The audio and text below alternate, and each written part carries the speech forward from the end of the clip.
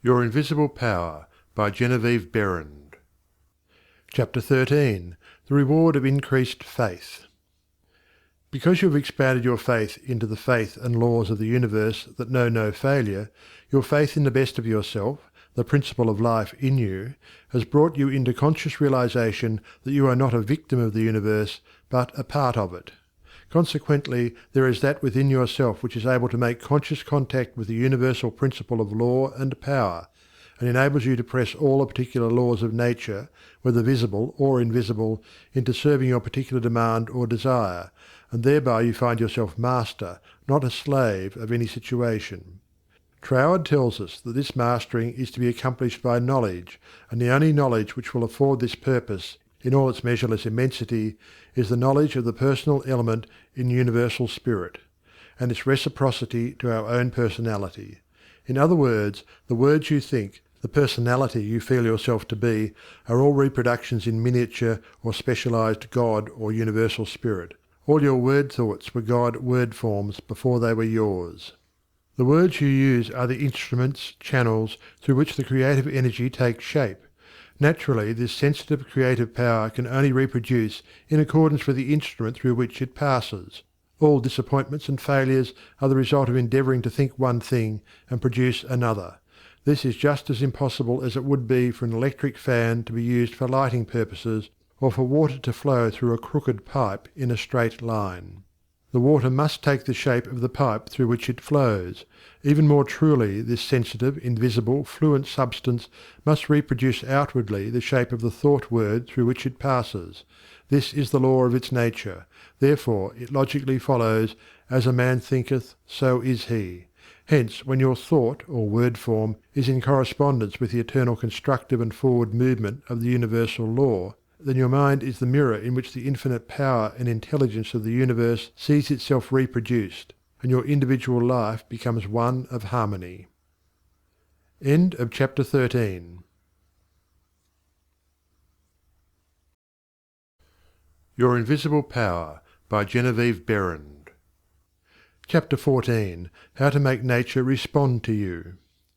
It should be steadily borne in mind that there is an intelligence and power in all nature and all space that is always creative and infinitely sensitive and responsive. The responsiveness of its nature is twofold. It is creative and amenable to suggestion. Once the human understanding grasps this all-important fact, it realizes the simplicity of the law of life. All that is necessary is to realize that your mind is a center of divine operation, and consequently contains that within itself which accepts suggestions, and expect all life to respond to your call, and you will find suggestions which tend to the fulfillment of your desire coming to you, not only from your fellow men, but also from the flowers, the grass, the trees, and the rocks, which will enable you to fulfill your heart's desire, if you act upon them in confidence on this physical plane. Faith without works is dead, but faith with works sets you absolutely free. End of chapter 14.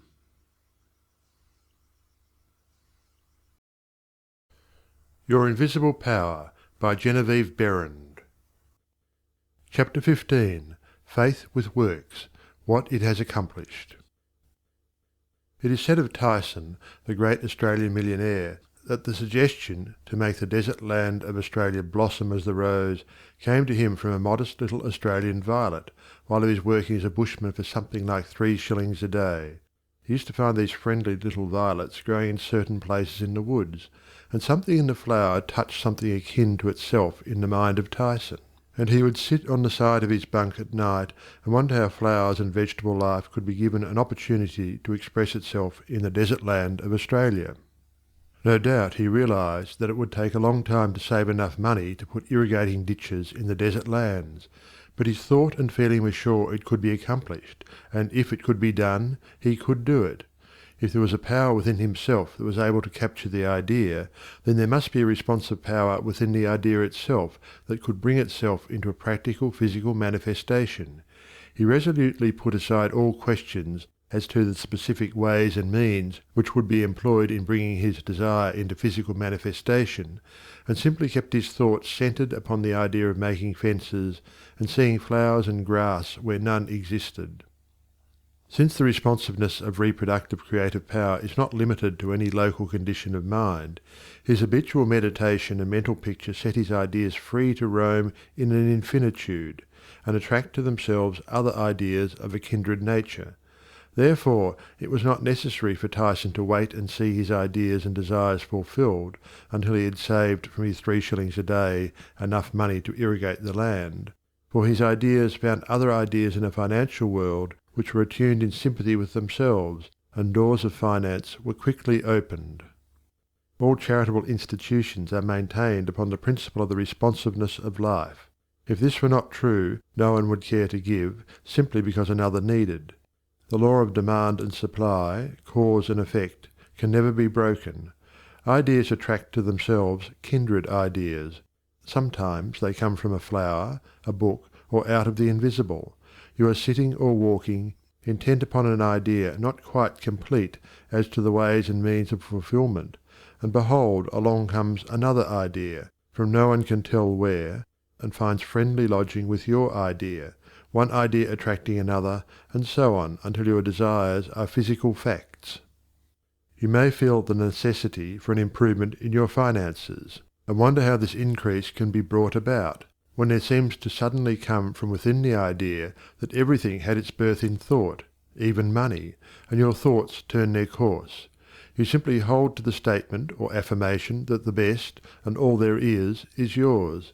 Since you are able to capture ideas from the infinite through the instrument of your intuition, you let your mind rest upon that thought, knowing full well that this very thought will respond to itself. Your inhibition of the thought of doubt and feeling of anxiety enables the reassuring ideas to establish themselves and attract to themselves "I can" and "I will" ideas, which gradually grow into physical form of the desire in mind. In the conscious use of the universal power to reproduce your desires in physical form, 3 facts should be borne in mind. First, all space is filled with a creative power. Second, this creative power is amenable to suggestion. Third, it can only work by deductive methods. As Troward tells us, this last is an exceedingly important point, for it implies that the action of the ever-present creative power is in no way limited by precedent. It works according to the essence of the spirit of the principle. In other words, this universal power takes its creative direction from the word you give it. Once man realizes this great truth, it becomes the most important of all his consideration with what character this sensitive reproductive power is invested. It is the unvarying law of this creative life principle that as a man thinketh in his heart, so is he. If you realize the truth that the only creative power can be to you only what you feel and think it to be, it is willing and able to meet your demands. Troward says, "If you think your thought is powerful, then your thought is powerful. As a man thinketh in his heart, so is he, is the law of life, and the creative power can no more change this law than an ordinary mirror can reflect back to you a different image than the object you hold before it. As you think, so are you, does not mean as you tell people you think, or as you would wish the world to believe you think. It means your innermost thoughts, that place where no one but you knows. None can know the Father save the Son, and no one can know the Son but the Father." Only the reproductive creative spirit of life knows what you think until your thoughts become physical facts and manifest themselves in your body, your brain, or your affairs.